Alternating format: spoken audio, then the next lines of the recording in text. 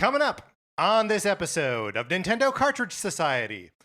If Family Matters is to Perfect Strangers as Yoshi's Island is to Super Mario World, does that mean Bowser Jr. is our Steve Urkel? With boots, I could walk on the water, so the Nintendo Cartridge Society walks on the water with you.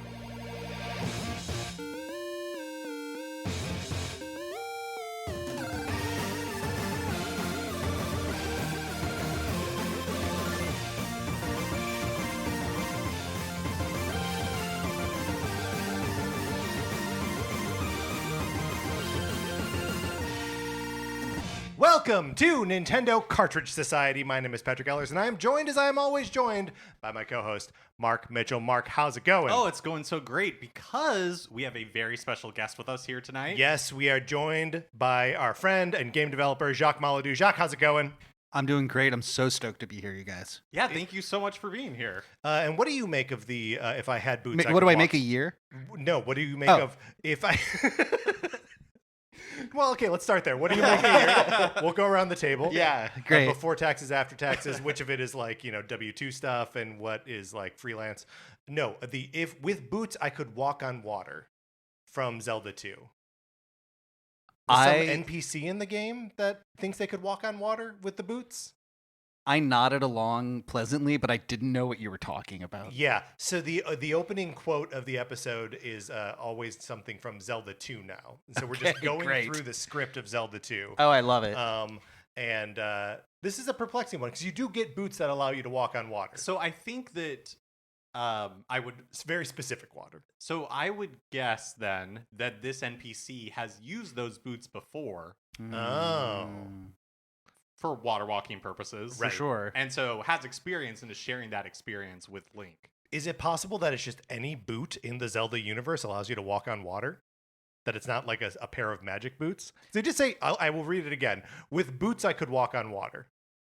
So maybe maybe this NPC doesn't have boots, wishes for boots. Right. Yeah. And thinks that boots would solve all of his problems. Oh, so walk on water for him is metaphorical. Yeah. Yeah. Yeah, okay. Yeah, he's kind of a poet. Yeah. Right. Yeah. There are a lot of poets tucked away inside Zelda 2, it turns out. Before we get into our topic today, which is we're going to be talking about Nintendo spin-offs and our favorite Nintendo spin-offs. First, just want to plug the Patreon real quick. Patreon.com/Nintendo Cartridge Society, where if you are supporting us at the 8-bit or 16-bit levels, you get access to our once-a-month episodes of miniseries like NCS at the Movies. Yes, where Patrick and I, and most of the time with a special guest, including this weekend, are going to movies in the movie theater and then talking about them. This weekend, we're going to be talking about The Running Man. And previous episodes have included movies such as, now I'm remembering, The Fantastic Four First Steps, Superman 2025, The Naked Gun, Tron Ares, and One Battle After Another. Oh, yeah, One Battle After Another. We watched one unequivocally great movie. And then there's all kinds of other stuff that you can check out at Patreon. So at the free level, at the 4-bit level, there's stuff there. So check that out. Also, if you don't want to spend any money, you can head on over to our Discord by emailing us, Nintendo Cartridge Society at gmail.com. And we will send you an invitation. You can get in there and talk with us about Nintendo stuff basically all the time. Okay. We've got a lot of side spin-off games to get through, so let's get into it. Let's celebrate our favorite Nintendo spin-offs.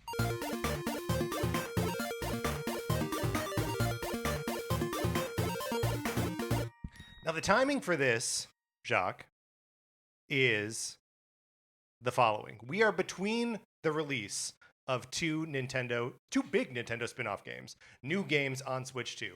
Hyrule Warriors Age of Imprisonment and Kirby Air Riders. Thank you. So we're just in spin-off city right now. Well, the two biggest games of the system this year are also both spin-offs. That's a great point, and you could argue that Metroid Prime 4 is also a spin-off of the Metroid series. But which two big games do you mean? I mean Mario Kart World and Donkey Kong Bonanza. Oh, that's interesting. And I'm totally open for the argument because I previously had not considered those necessarily spin-offs. Although I guess Well, Bonanza we'll for get sure. into Right. it. It's possible this will come up. We'll Yeah. work on definitions here. And Did I Google the word spin-off? Yes. and we refuse to look at anything. Yeah, perfect. But yeah, I mean, you can make the real easy argument that Super Mario Brothers is a spin-off. Sure. Right? It's a spin-off Right. of Donkey Kong. Yeah. And Nintendo is very like laser focused on this, like, if there's a piece of something interesting in a game, that it can become its own game or its own series, right? Like Mario Kart World is a great example of that, where like by this point, it's just its own series, right? Like, Right. do we still consider it like a Mario spin-off? I don't know. What for you was like the edge of the criteria for this, Mark? I don't know. Well, no, like you're saying, it's like, well, is everything based in the Mario universe just a spin-off of Donkey Kong because you can trace, Sure, like right. the ancestry back to the root of the tree? So I think we could pretty much go anywhere we want to go. But I don't even know. Looking at because sometimes I'm talking on my list. Sometimes I have series, and then sometimes I have like specific games. Yeah. Where it's like whole series spun out of like a single game, and then sometimes it's a single game that spun out of a series. Yeah, that's like a single entry. Yeah. Can I offer perhaps a parameter for discussing it? Sure.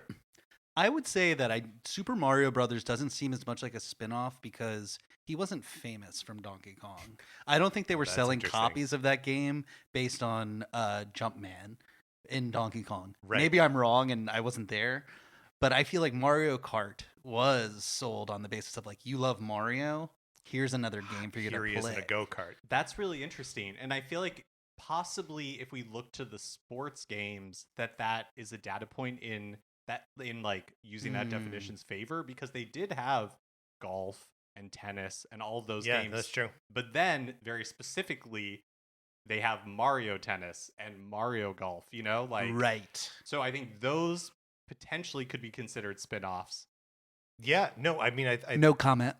oh, geez. Okay, wait, suspense. we'll get to it, I guess.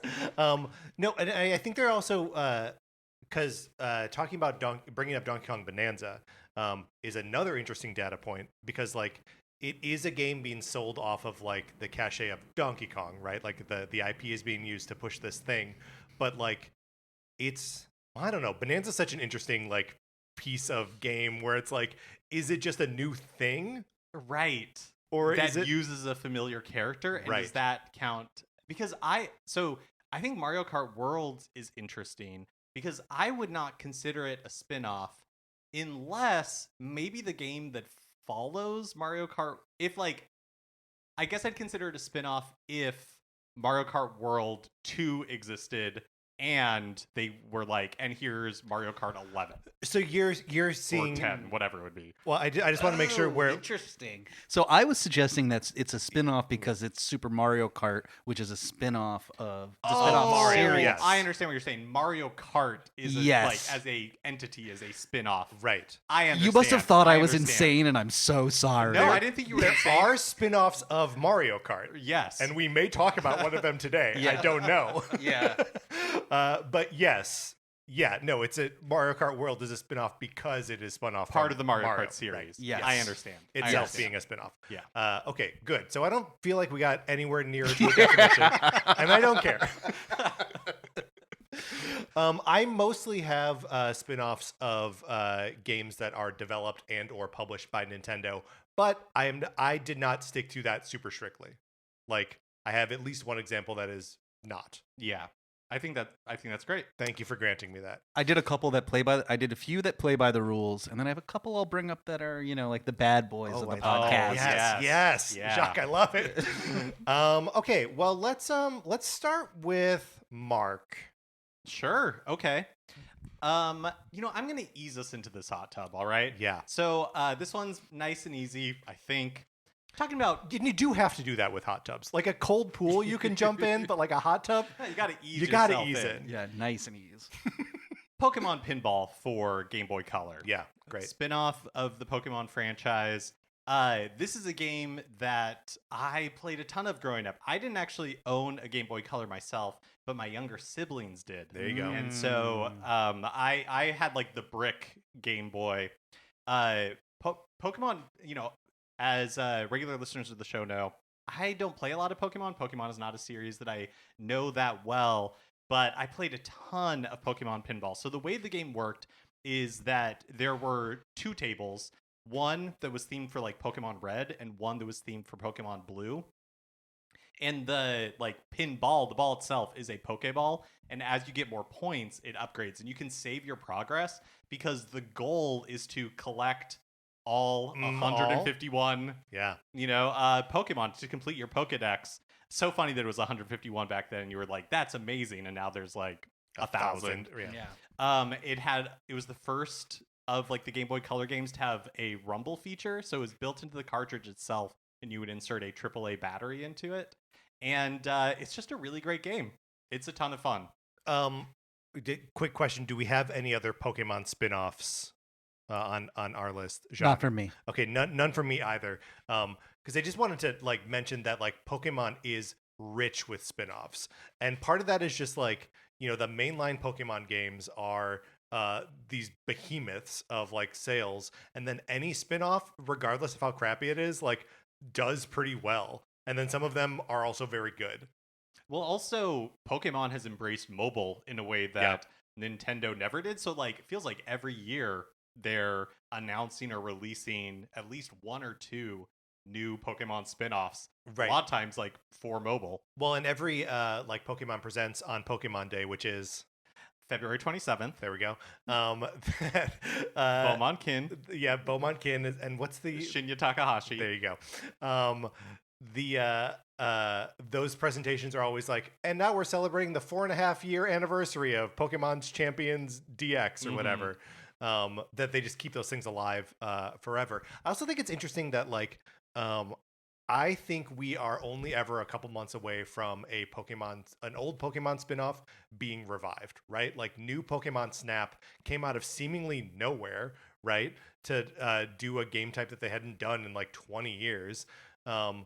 It's just I think we could get a new Pokemon pinball game. I think that's in the cards. I think that's possible.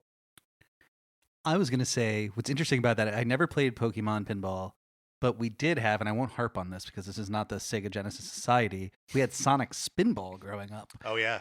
Which is pretty fun. But I can't even wrap my head around a pinball game that you save. I know, that's right? so different.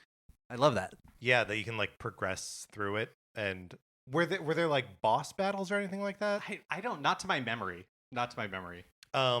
We played a little bit of Kirby Pinball Land during Kirby Month, however many years ago that was, and that had boss levels in it, where you could hit the ball, which was Kirby, into a special little area, and then he would you'd have to use the flippers to bounce him into bad guys.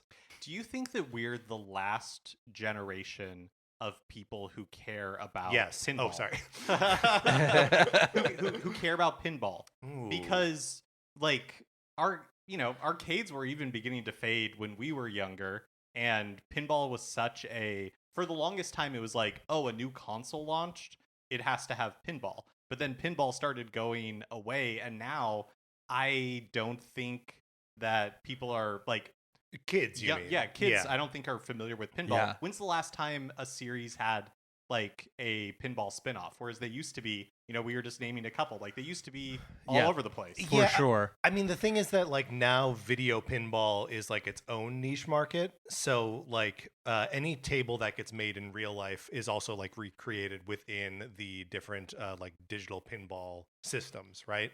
And all of those are spun off either from movies or TV shows, or they make a new Kiss pinball machine every couple of years, and those will be reflected in those platforms as well. So I wonder if where video pinball has gone is just into a very specific avenue, right? That sure, it's just become more niche. But yeah, I think that's totally fair. But not that it's gone away entirely, but that it used to be mainstream where it's Sonic, that's gonna get totally a spinoff. Right. We're gonna make bank off of our pinball exactly. spinoff. Yeah.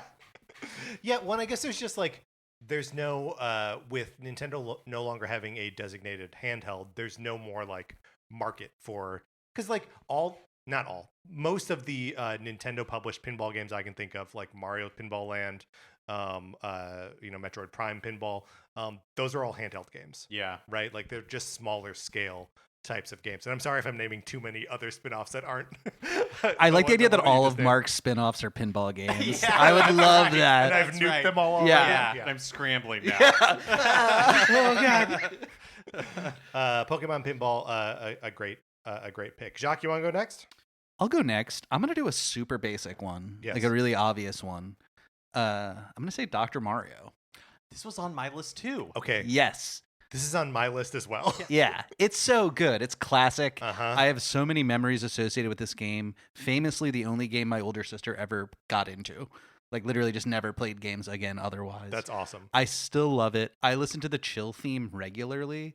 It was on, like, my inspiration board for a music track in my current game I'm working on. And that's not even Fever, the more famous one, which is also great. Yeah, they're both, and it really only has those two pieces of music. Yeah. But boy, they're both great. They're both so good. When it became available on Nintendo Switch Online, Yes. I just remember playing it, and with Dr. Mario, you just get into such like a zone where like your eyes become like your vision becomes blurred Yeah. over. Yes. Like you just enter a fugue state. I've only really ever played the NES one. I've never played and Dr. Mario World, but I never played Which is bad. which is bad And and it it doesn't exist. A, it doesn't exist. B, itself is a spin-off to Dr. Mario. But yeah, but I've never played like 64 or anything like that, like any of the new or Dr. Luigi or whatever. Yeah, I've also never played Dr. Luigi. Online RX was the name of that game. Wait, was that the same as because there was a Wii one where you could actually like grab the pieces with the Wii remote? I think that one was on Wii, Okay, so maybe yeah. it was the same thing. One of the weirdest parts of Dr. Mario is that it's a game that actually gets easier as it goes on, which Yes. is like famously not how games are supposed to work. But if you play on a higher difficulty level, it's like the start is so hard. It's like impossible. You have to be perfect. You have to be perfect, or you quit. Right. And then it's like once you get the first 5 rows gone, you're like, oh, it's all gravy. Sarah recently got like back into a Dr. Mario groove and will start the NES Dr. Mario at level 15 of 20, like 20 is the max, and just like play until, I don't know, it's like 1 o'clock and she needs to go to bed. And then I sort of forcibly introduced her to Dr. Mario 64, which is way harder because it's all like versus Dr. Mario. So there's a computer player playing against you, which like actually flips that it's easier as you go on. Makes sense. So that like you can actually be like sending damage over to each other, which is a fun, I don't know. That's the kind of thing that when you're not that great at it is just stressful. But when you Yes. get good, then it can be like a satisfying like back and forth. I am not that good. I get stressed out by versus. I hate puzzle games that like versus is the only way to play it. Yeah. When you have to compete against like the computer player, I don't like that. Yeah, like Puyo's like that Uh-huh. too. Yeah. Yeah. But I love Tetris 99. So Yeah, that's right. Dr. Mario is such a classic, and it's another one where I know in the last 10 years we had Dr. Mario World, but I wonder if it's one where they just feel like why not make a new Dr. Mario? well, like what do you do with it? Right? Like what is the You versus 99 other people? Yeah, I I honestly, don't know. that feels like the route. it's kind of just Should we tell Nintendo this idea we had? Dr. Mario 99. Yeah. Yeah, I mean it is a game that I feel like peaked in its original incarnation, right? Like Yeah. it's Dr. true. Mario NES is just like the best. I absolutely adore the design of those 3 viruses. Yes. They're so funny and they're like are just dancing around. The one of them is like making faces at you the whole time. Mhm. It rules. I've always thought it was interesting, and I feel like they're padding their characters in Smash Brothers, not to get into that, but that I was like, I'm surprised Dr. Mario isn't just a skin on regular Mario. Right. But I was like, they want to have more characters on the screen, and they could just, he's not that different in the game. He's not that different. But he does feel worse though, right? He does feel It worse. does feel worse. Yeah. Why not substitute him with the 3 viruses working together? Like the 3 viruses That in would a be trench fun. coat. That'd be really fun. Exactly. They're like Super Smash or Ultra Smash, whatever it's Uh-huh. called, could be them like going inside of Ooh. like Yeah, the there we bodies go. of the other's fighters Yeah. and like attacking from the inside, breaking mean, down the cell walls. Yeah, we're always love pitching it. like Fantastic Voyage things on the show, but I think we absolutely gotta with this, or Inner Space. Pick your reference; it doesn't matter. Dr. Mario was the first entry on my list. I have a substitute that I will put in, but not right now. I'm Because still gonna say Dr. Mario. I'm still gonna say Dr. Mario, so we can keep talking about it. No, I'm gonna talk about a truly awful game that I brought up on the show a couple times before. It is, of course, 2015's Animal Crossing Amiibo Festival for the Wii U. A wretched game experience. Do either of you have any experience with this game? No. Animal Crossing Amiibo Festival is like if Animal Crossing did Mario Party, but there were no mini games. So it is a lot like playing Sorry or Candyland or whatever, where you're totally at the mercy of just like the die roll. Now, the reason it's Amiibo Festival is that it came packaged with the Digby and Isabelle amiibos. And if it didn't come packaged with those amiibo, I don't know that anyone would have bought it ever. I wouldn't have, but I did, and I own it. And the only way to play the game is everyone has to scan in an amiibo for like their player, right? It has to be an Animal Crossing amiibo. And then the only way to roll the dice is to scan the amiibo.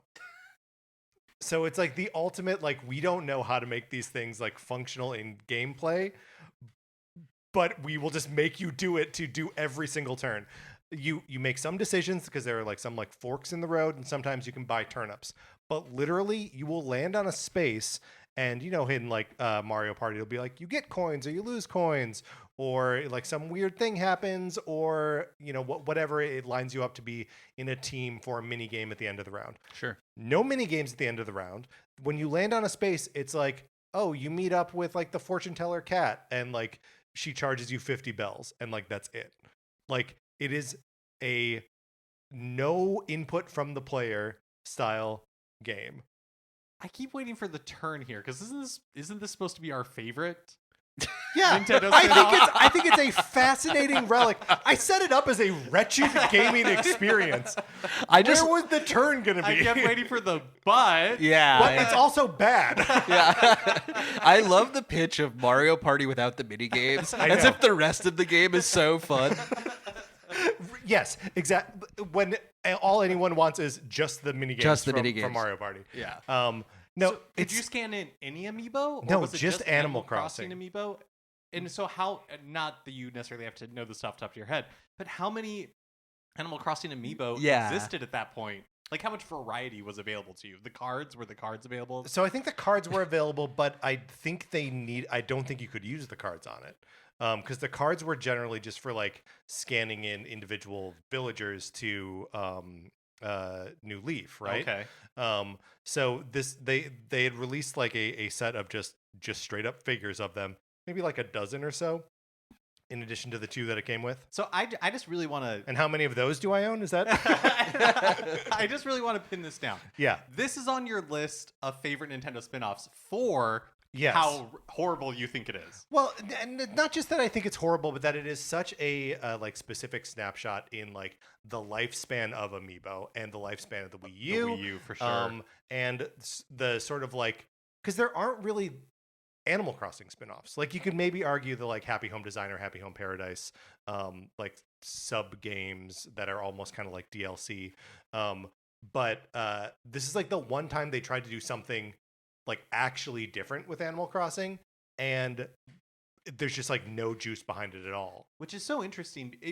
To me, it just feels so desperate. Like you're saying, it tells you about like the Wii U, the life of the Wii U, because I think Animal Crossing spin-off that is Mario Party, that plays like Could be Mario fun. Party with mini games. Yes. Like that seems relatively appealing. You know what I mean? But Yeah. just But the executive was like, "No, you gotta scan the amiibo every single time." That's all we want it to do. yeah, it It feels is- so Craven. It's Yeah. the quintessence. There isn't another Nintendo, despite how hard they win in on Amiibo. There's no other Nintendo game that is like clearly just there to sell Amiibo.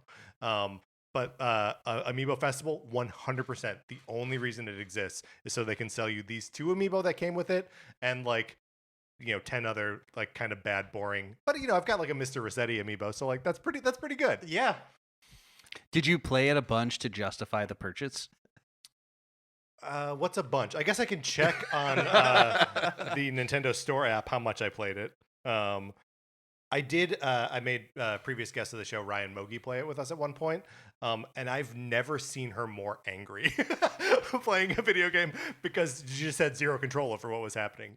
Yeah. What did they use the Wii U gamepad for? Did it have a honk button? No, I don't think there was a horn. No, I don't. I think it was just there to scan the Amiibo. Yeah, makes sense. So yes, that's my first. And yeah, I know it's bad. No, It's still among my favorites. Yeah, I think My that's first really- pick was Dr. Mario. Yeah. It's been taken off the board. I just think it's really funny. Yeah. Me? You. Okay. My next. I feel like I'm talking about this game a lot recently, but I've got to bring it up again. You gotta. I'm talking about The Legend of Zelda Triforce Heroes on the Yeah, Nintendo 3DS. baby. So here, I don't think I really internalized this. I still think this counts as a spin-off, even though it does have a place in the Zelda timeline. Yeah, Yeah, yes. because Absolutely. the style of gameplay is so unique. You control one of 3 other links. You are, or one of you is the Link from A Link Between Worlds, and then there's no explanation for where the other 2 heroes come from. And you work together. Have you ever played this game, Jacques? No. Okay, so you work together to basically like do little dungeons. Each of you has like an action or like a power that you choose. In addition to like the standard like sword and like shield stuff, that there's a trio of items right at the beginning, and the 3 links like pick which item they're going to take, and sometimes it's as simple as like a bow and arrow or a boomerang, but there's also like weirder stuff, there's like a Mario fireball glove, or like hook shots and stuff like that. Cool. And it's super fun. Played it like one afternoon with Patrick and previous guest of the show, Matt Acevedo, and we didn't beat it, but we put like a good number of hours into had a it. It was blast. a total blast. It has kind of like the Overcooked thing where you're like yelling at the other people, be like, Yeah. no, pick me up and throw me over there, Right. Because we're gonna run out of time if you don't. Right. No, we need to stack 3 high with you in the middle. In the middle. Yeah.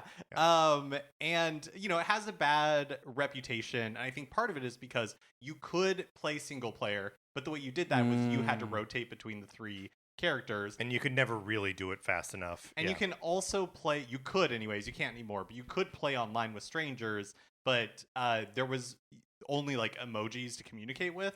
And so it just has... Which was fun. Communicating with the emojis is fun because they're like, there's just a handful of them, and when you tap on them repeatedly, your expression in the game on the other screens gets bigger, and it's like whoop whoop whoop whoop whoop whoop whoop, and it has this fun little sound effect. So it's like more and more urgent. But playing it together with like people in the room was so much fun, and it's one that I really hope that they remake for Switch 2, because I think if with like game chat and the camera and just a good online interface, it could really take off. It's such an enjoyable game.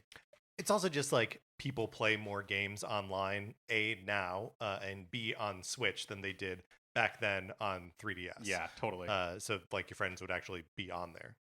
I looked it up. I have turned on Animal Crossing Amiibo Festival 6 times, and I've played it for over 5 hours. Okay, Wow. that's respectable. That's Got your money's worth. I did get my money's worth. I did not get my money's worth. I'm a big fan of Triforce Heroes, so the great pick here. That sounds like a perfect like play an afternoon a bunch game. That just seems like Yeah, so it was fun. Super fun. Couch co-op. And we got to get another session of that going. Yeah, for sure. Jacques? Is it cool if I announce my next game by saying the title the way they say it when you click start on the game? Yes. Diddy Kong Racing. Dunk, dun, dunk, dun, dun, dun, dun, dun, dunk. No, I'm doing. Is that the right? Dun, dun, dun, dun, dun, dun, dun, dun, dun. That's the music, right? I think so.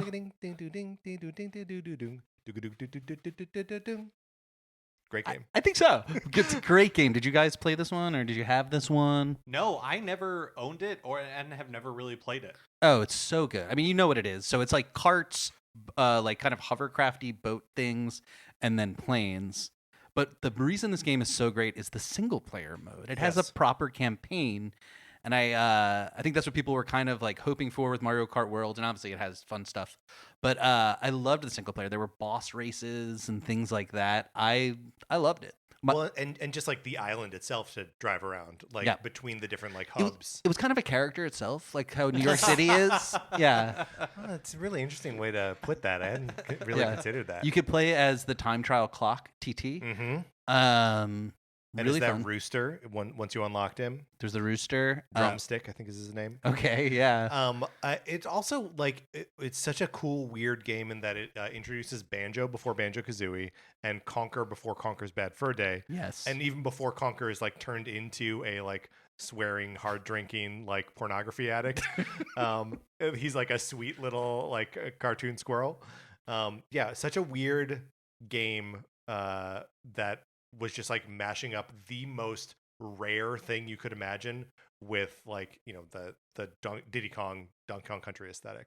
Yeah, and we had a PlayStation before we had an N64. Yes. And so we'd already played a ton of Mario Kart at other people's houses. So we actually didn't own Mario Kart 64, which is crazy. But we had Diddy Kong Racing. So I think I've got this weird chip on my shoulder loyalty towards it, too, where I was like, it's actually better. I think that's true, though. I think Diddy Kong Racing is better than Mario Kart 64. I agree with that take. Did you ever play the DS remake of it? No. So, you know, by that point, Microsoft had purchased Rare.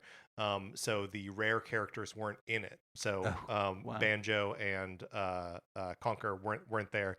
Instead, like, I think Tiny Kong and Master else. Chief. Master Chief is probably in it by then. Yeah. But they like getting the boost off the starting line for each of the three vehicles was like a different way to trigger it on the DS, and they all had to do with like the other methods of input on the DS. So for like I think it was the hovercraft, you had to blow into the microphone to like get the thing spinning. Interesting. For the plane, you had to like tap something on it, like with the stylus. Whoa. Like it borderline breaks the game. Yeah. Because you're doing this with the stylus, and you got to like throw it so you can like get your hands on the buttons. Yeah, it's a really really poor remake of an excellent game. Yeah. Diddy Kong Racing is a great pull. I and love not that. on Nintendo Switch Online, right? Yeah, that's right. It should be though. Well, that and Donkey Kong 64. I don't know why they don't have those on NSO. Someday.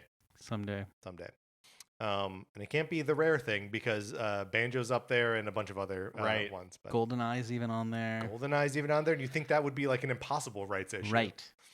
But it's there. Hey Patrick, you got another spinoff for us? Oh, hold on, let me check. Yes, I do. This is also a game you hate? This is also a game I hate.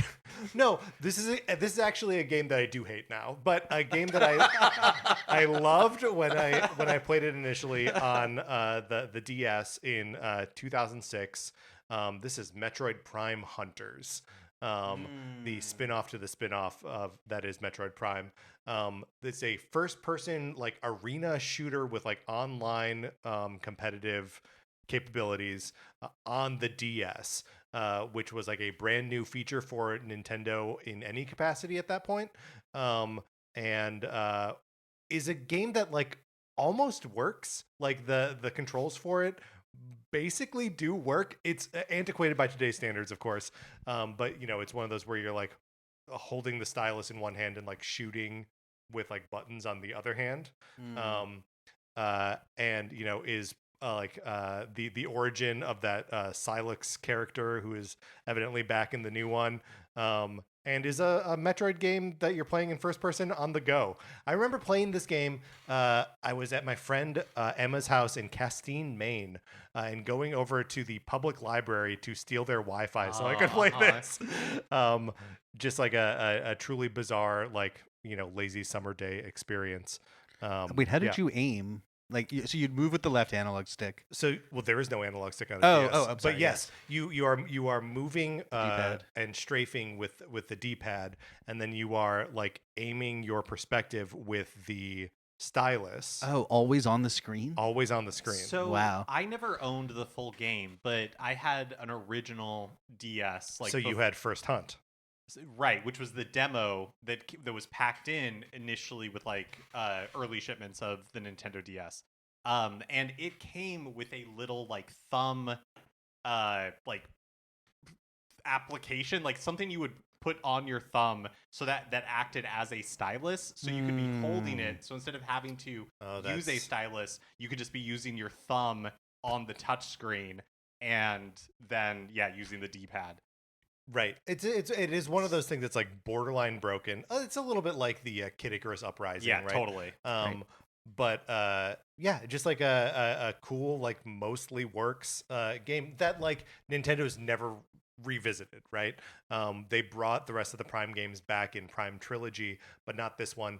I only discovered today that this was developed by NST, the Redmond-based like Nintendo like US development studio, who they really just like throw crumbs to pick up stuff here and there. But like Retro didn't work on this, but it was just like an offshoot of an offshoot. Like it is the quintessential spin-off. Yeah, interesting.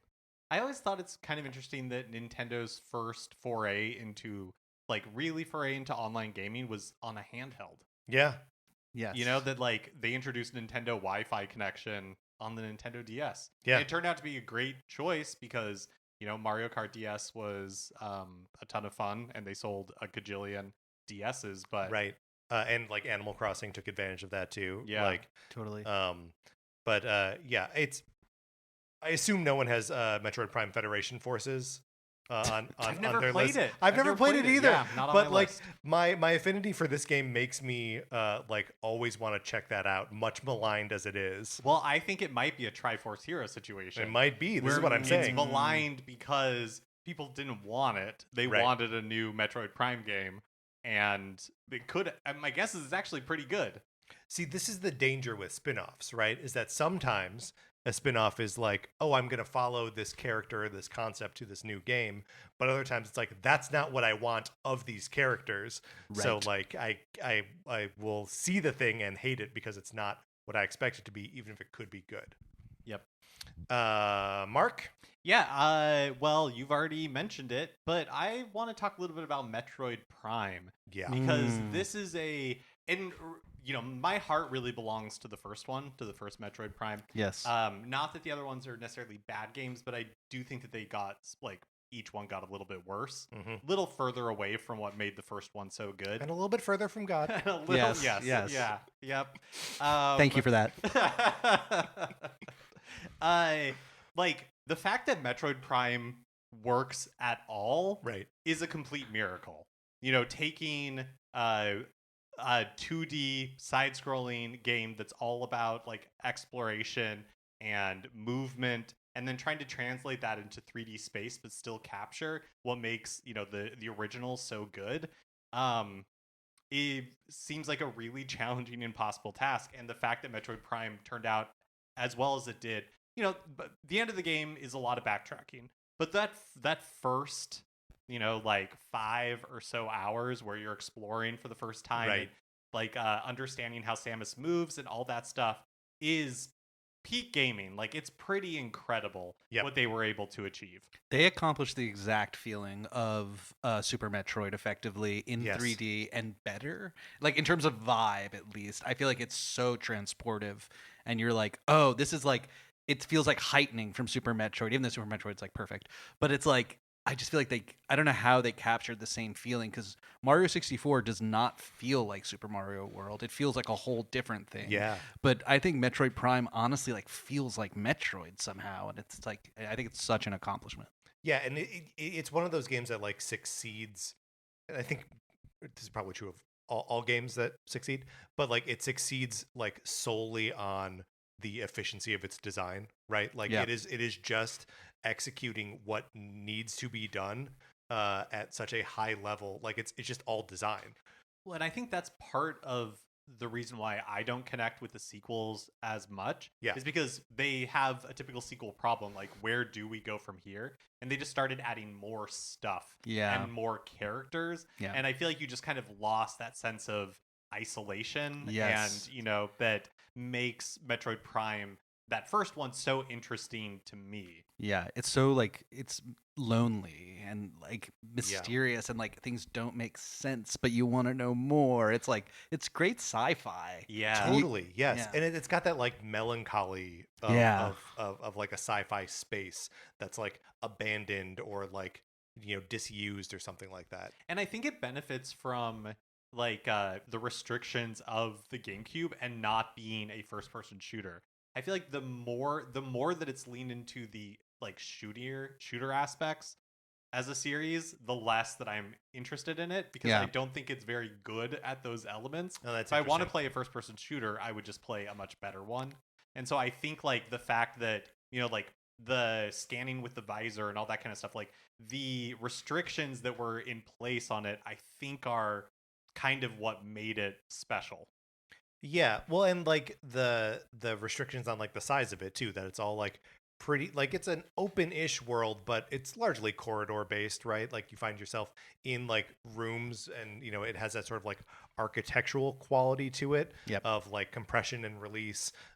And like it's one of the things that makes me a little bit nervous about Beyond is that like, you know, they're showing us these like wide open desert spaces that she's motorcycling through, and I'm like, that's not part of that cycle. Right. One of like with Metroid Prime, it does that thing so well that at the end of a Metroid game, you're like, oh, I know this map. I know how to get to all these different places. And they're able to reproduce that in 3D to be like, by the end, you're like, I really know this space. Yeah. I know the shortcuts to like get to all these places. And I do wonder how that factors in when you have like Viola to ride around on, you know? Great pick.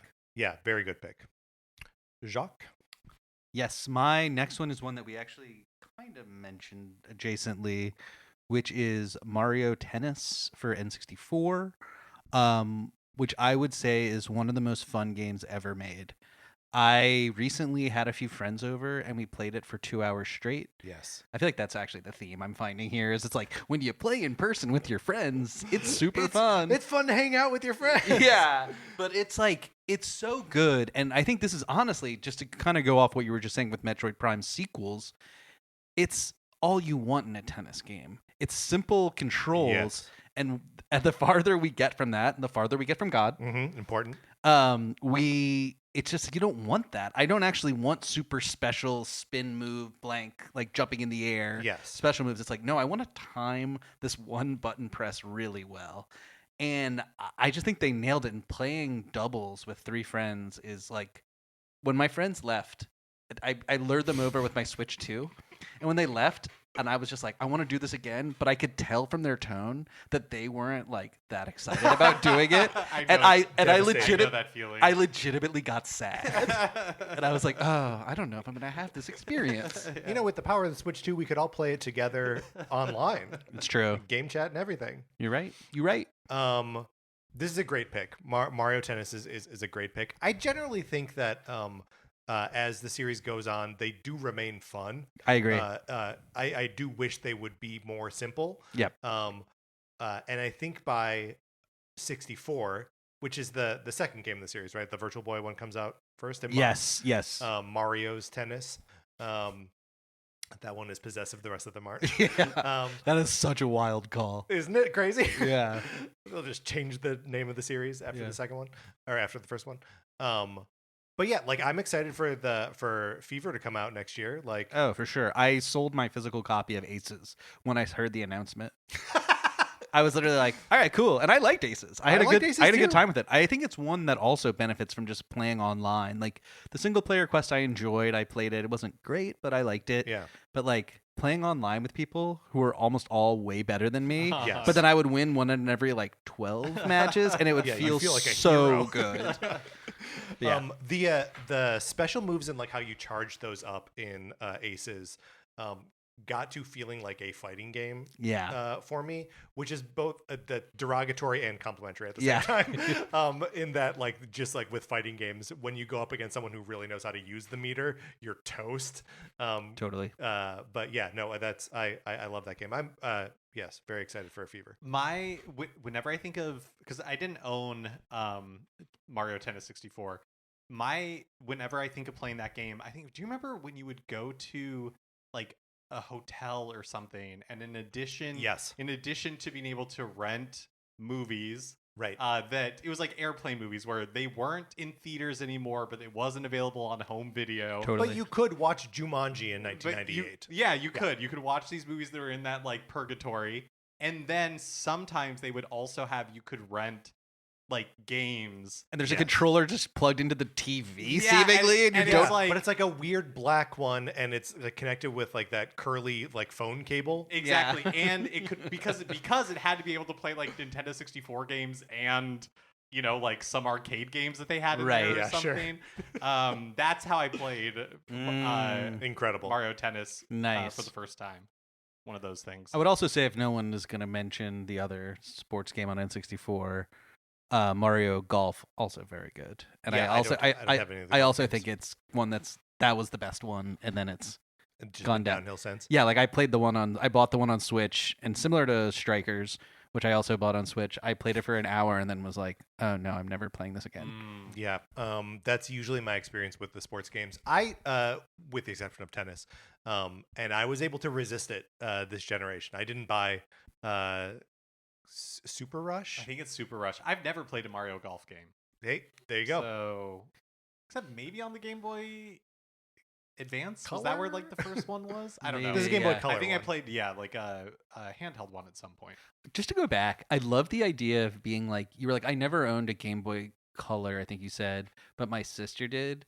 And I think that's so fascinating because if your sibling had a hard console, it was basically like you had one. But with a handheld, if they had it, it's Yeah, it's like a little you different. don't have it. Yeah, it's so true. Mark Yeah. also has a lot of siblings too, so like there were a lot of them. Gotcha. Yeah, that's true. But no, you're right. Like we, because there was like, my parents would buy a console for all of us Sure. at some point, Right. and that was to be shared. But then you would get Everyone like a needs their Game own Boy Game or Boy, something yeah. for Christmas, and that was your Game Yeah. Boy. And you'd stop talking to the rest of the family. Yeah, that's right. I also think the tennis thing is interesting. The Mario Tennis thing is interesting because like Pong is such a tennis is the base video game. It's the first Truly. video game. Yeah. It's Genesis, right? And that like Mario slides into that. There aren't other like Nintendo tennis games anymore, right? I mean, you get like the sports games sometimes. Like, it's part of like Wii Sports or Oh, Nintendo Switch yes, I Sports guess- or something. Oh like yeah. That's a great point. And that like Wii Tennis within Wii Sports was like another moment for Nintendo of just like owning the space with basically the original video game. But tennis is kind of over as a genre for the large part. There used to be like Virtua Tennis and Right. a bunch of different tennis games are in like the Dreamcast that. era, Totally, yeah. and you just don't. Just don't see that anymore. No. Why isn't Sonic in that space, huh? Does Yeah. Sonic have a baseball game? Feels like Sonic should have. He baseball should have a game. baseball He should game. have a baseball game. He should have an American football game. Yeah. Yeah, I want Big the Cat. Oh, Yeah. I want Knuckles to get CTE. Yeah. Not recognize his friends. Mario Tennis is a 64, a great pick for this.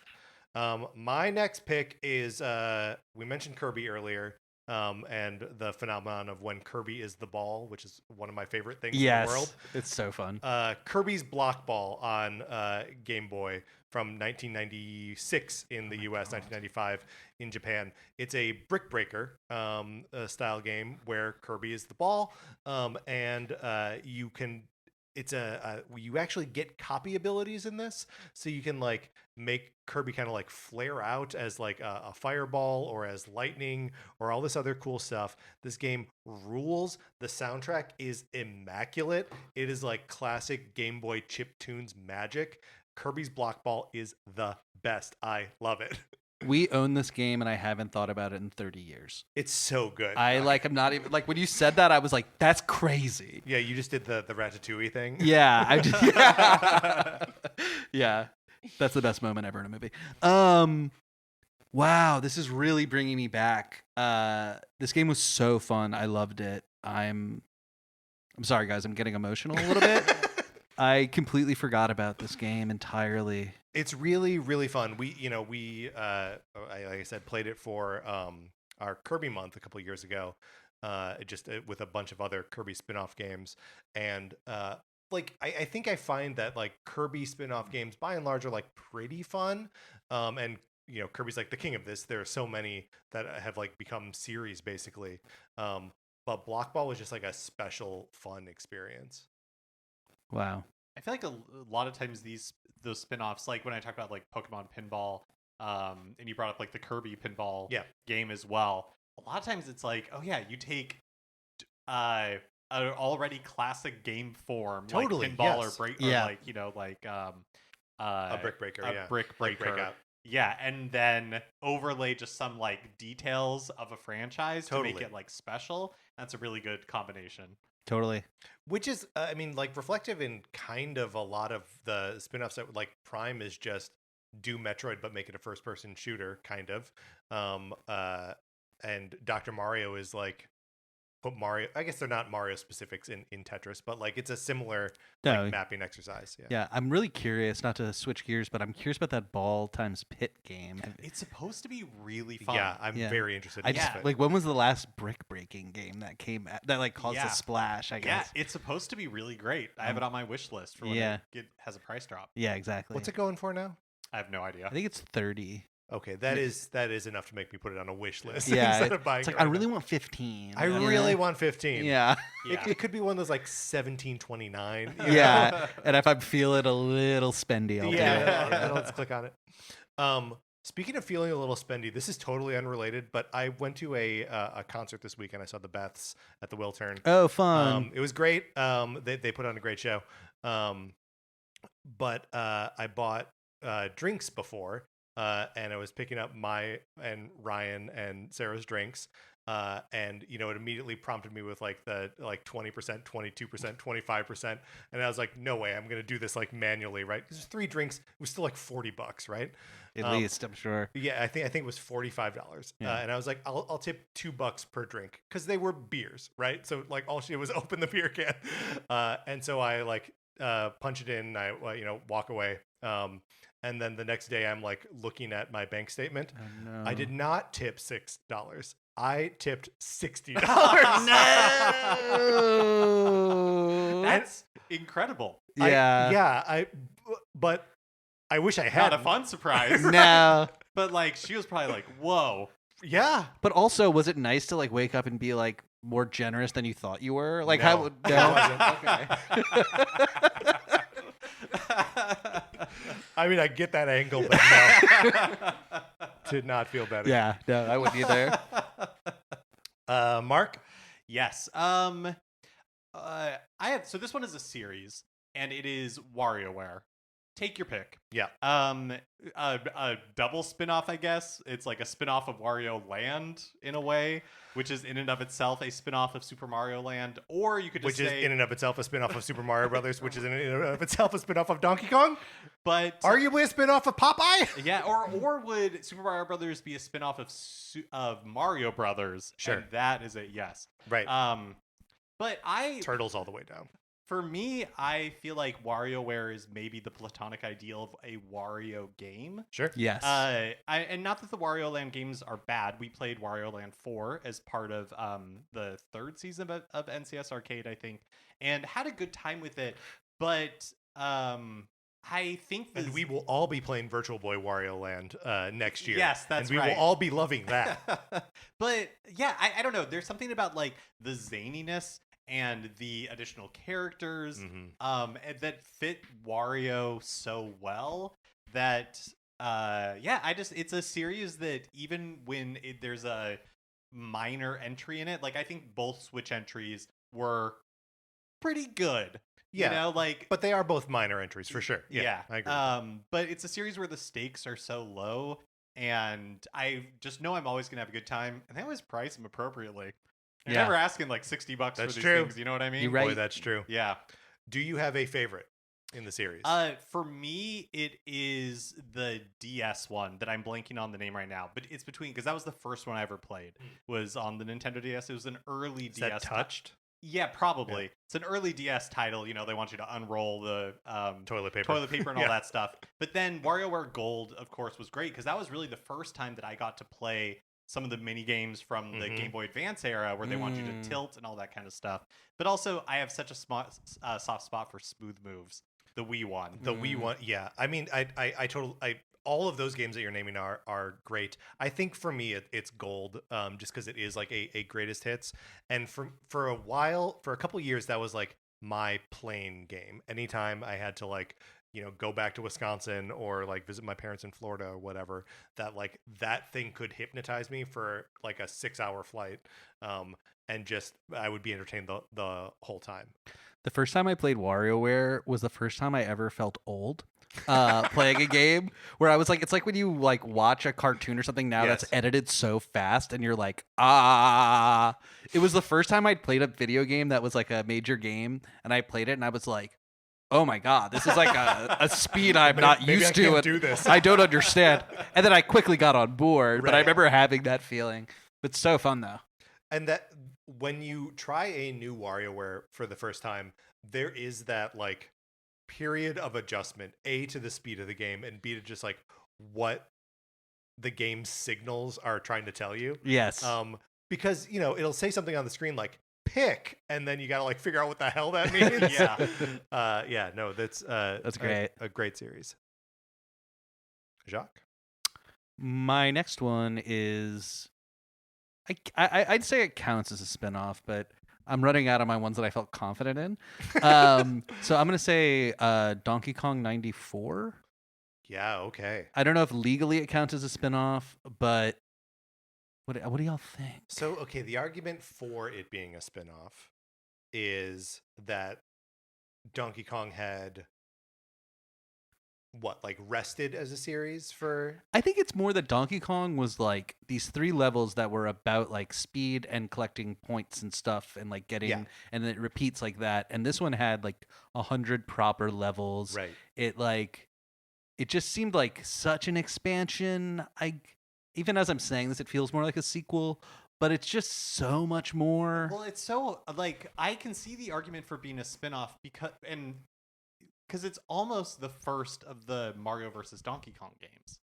Right? Because that really took the Mario's like 3D acrobatics, you have to get these 3 items to get out of here, like all that kind of stuff. It also the genre shifts a little bit from like arcade platformer to puzzle platformer. Right? Yes, right. That's very true. Donkey Kong 94 and Mario versus Donkey Kong are both like, how do you solve the platforming puzzle? And not just like, are you good enough to get past those little springy board guys? Yeah. And more larger than a single screen. Yeah. Also like 100 levels or whatever. Yeah. And also just like so good. Donkey Kong 94 rules. That game rocks. I hadn't played it until a year ago. Here's a crazy admission to tell you guys. I've never owned a portable Nintendo console after the Game Boy until Switch. Whoa. So I have these huge blank spots. I like to think of your listeners are just canceling the episode, like being like not interested anymore. But I'd heard about this one from, I think it's one of the Space Solace episodes on Video Games, a comedy show, and I was like, oh, that sounds sick. And then I learned that it was like a classic. Yeah. And then I played it a year ago, and I was like, oh, this is actually just like one of the best games. Yeah. Did we play that earlier this year for we must have. Yeah, because I hadn't played it either. So it was a also discovery for me. Now I'm curious, where did you play WarioWare for the first time? Was it on Wii? Was it on Switch? It was on Wii. It was definitely on Wii. Yeah, smooth moves. Yeah. It's a good one. Yeah. Yeah, so let's count Donkey Kong 94. Yeah, totally. It's good. It'd be really great if y'all were sticklers They were super like, hard. No, I'm sorry. Yeah, actually, it stopped talking. Stop talking Yeah, now. Episode over. Yeah. It just cuts off. It has the same name as the first game in Yeah. the series. How can it be Yeah. a spin-off? Yeah. No, but that and also just a great game. Yeah. Okay, this is my first like cheat in that it's not a Nintendo game. Okay.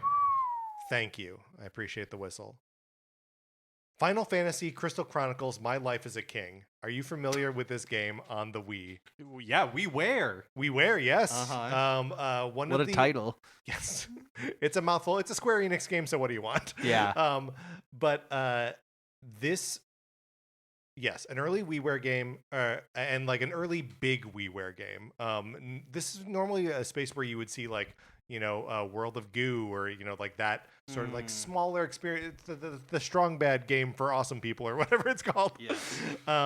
But this is a Final Fantasy game. It's technically a sequel to Crystal Chronicles, but is largely a like town builder simulation game. You play as the king because it is your life as a king, and there are adventurers who live in your town, and you decide like what goes in at the store and how to like train these guys in like their different classes, and then they go out on adventures without you, which is not that much fun. But it's such a strain because like it's a like sim and like town builder game, but you are on like the ground level and like walking around this town. It's not like a God's eye view sort of thing. You are like physically a character in this space. Interesting. And it's a game that I liked a fair amount when it came out on Wii, but my roommate Andrew got obsessed with it.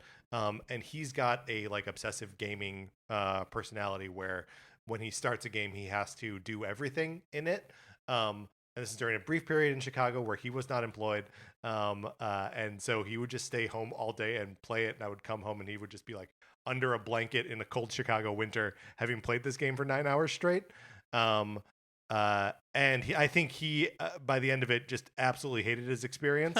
But it brought me joy to see him suffer. So It seems like that's kind of a theme for Yeah. this spin-off discussion. Yeah. I enjoy the pain some of these things inflict. That's interesting. I wasn't familiar with this one at all. It's very strange. I had to look it up because I remembered there being a sequel. Yes, My Life is a Dark Lord. Yes, Yeah. where you're playing as the villain and you're Ah. like trying to prevent towns from being built or something Yes. like that. Yeah, that's fun. A fun That's little funny. twist on that. It's also like these are the only sequels that Crystal Chronicles ever got, which is weird to go in like a totally different direction with it. Not that like Crystal Chronicles, like that doesn't feel like a like landmark piece of Final Fantasy software or anything, right? No, I don't think so. But yeah, My Life is King.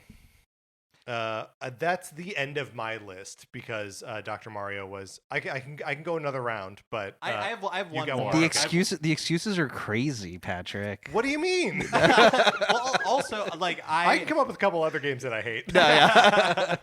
I have like one more, and then maybe a couple of like honorable mentions. Yeah, speed round. Yeah, speed round. Okay, so This doesn't have to be speed. No, if you want to go normal. This one's normal. this one I'll go yeah, slow. okay. We go Yeah. speed round, speed round. Actually, Okay. take it extra Yeah, slow. this one I I'll like this. really stretch out. Perfect. Paper Mario. Kind of also like a double spin-off, like a spin-off of the Mario series, but then also of Mario RPG. Totally. But the first game I played in the series was Paper Mario 64. And immediately there was just something that I really clicked with.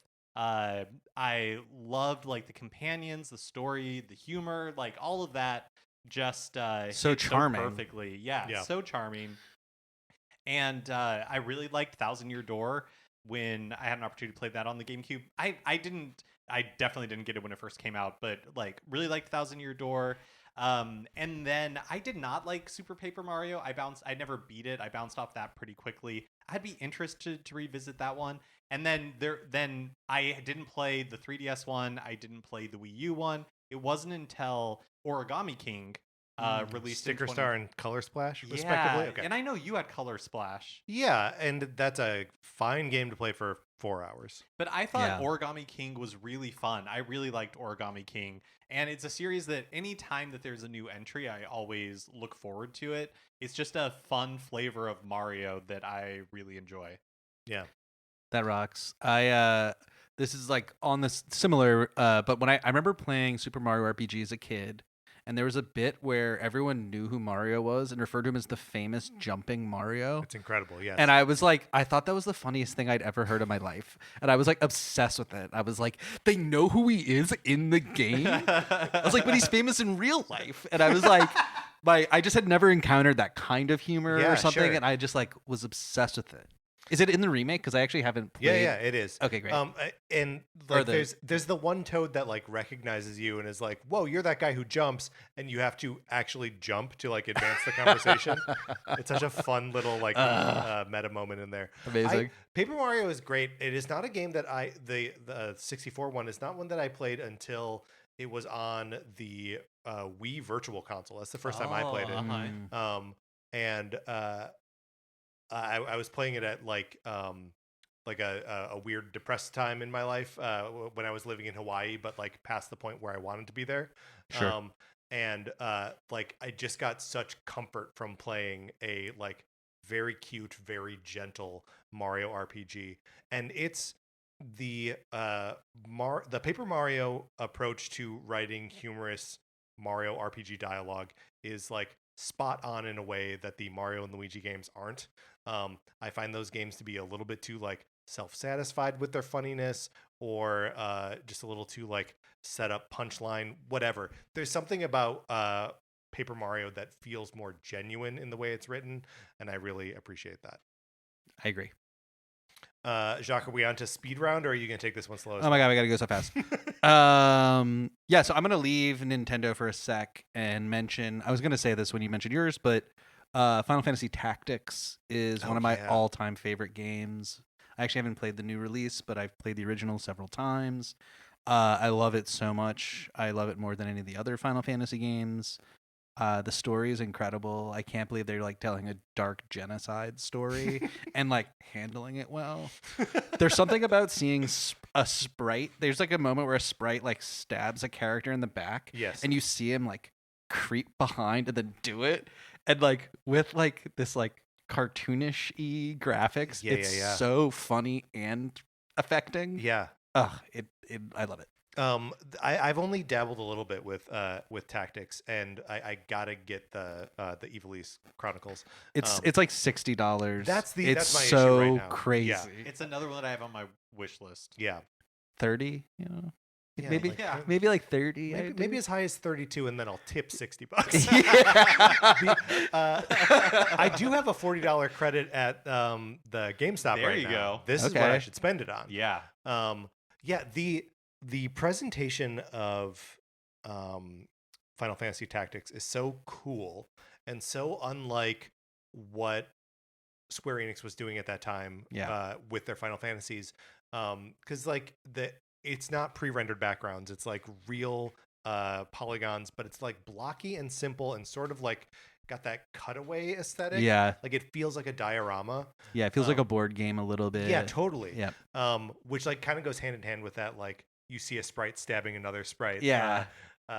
There's like just enough abstraction there to make it feel like emotionally accessible. Exactly. Tactics is a great call. I gotta play that game. It's good. Mark, why won't you let me play that game? Hey, and you know I'm the one stopping you. You are holding me back long enough. Yeah. What do we got? Okay. Now I'm speed rounding. If you want to. Wario's Woods. Mm. And I don't even know exactly what this would be a spinoff of, because there were no Wario games at that point when that came out. No, I guess it would be post Wario Land 1 on the Game Boy. But it's a falling block, like Tetris-like puzzle game. You do not play as Wario, you play as Toad. And as Toad, you are a little dude at the bottom of the pit where the things are being thrown into it, and you have to like run up stacks of blocks and like line them up by like lifting them and putting them down. It's a very like bizarre twist on that style of thing.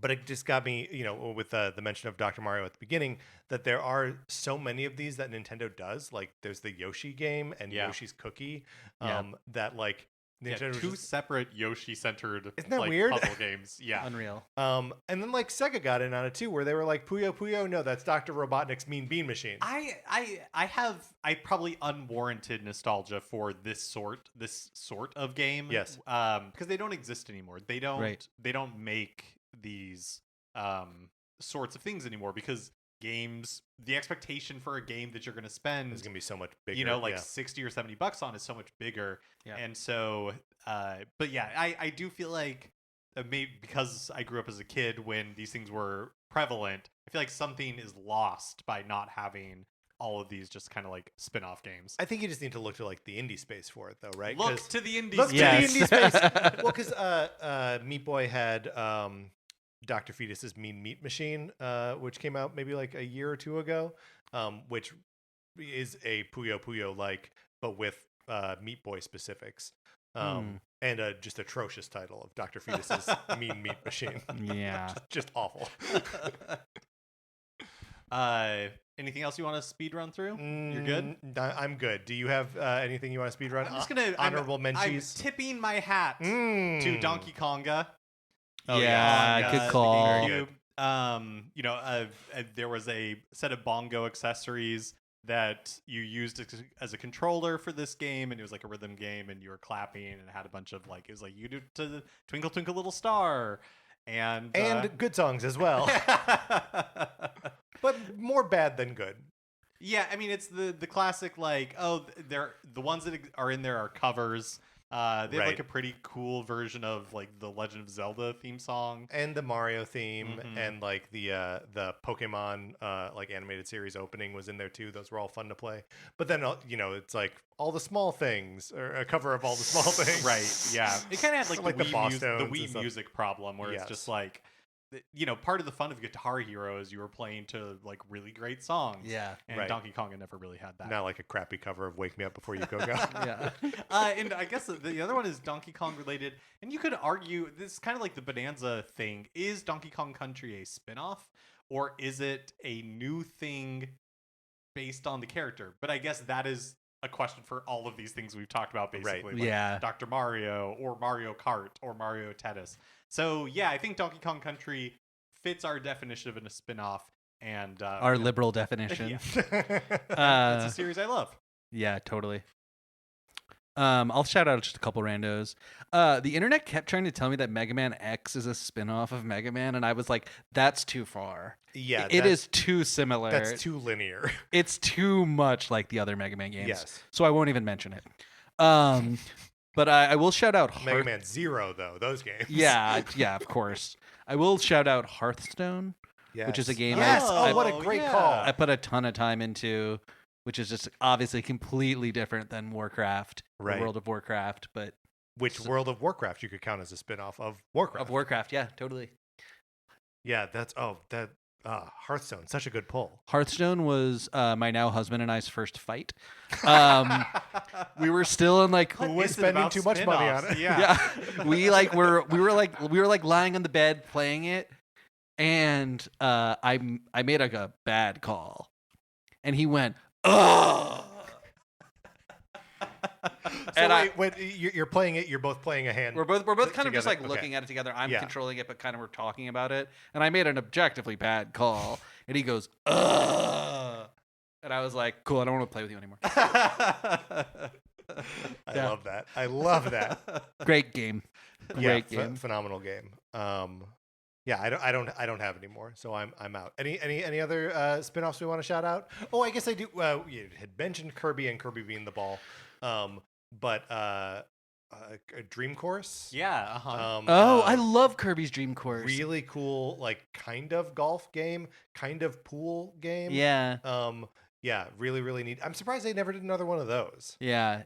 People hate on it. I've seen on the internet people hate on it. Really? Yeah, and I'm like, it's one of those things where like, I will make an impassioned Reddit comment and then delete it. and then no, I should do that. When you said that, I was like, oh yeah, that's right.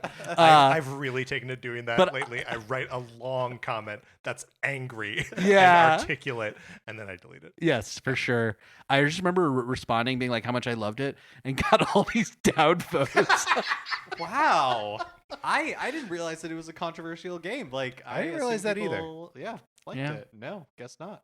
Yeah. Dream Buffet, another one that we talked about recently because it got added to Nintendo Music. A cool Fall Guys-esque Kirby game.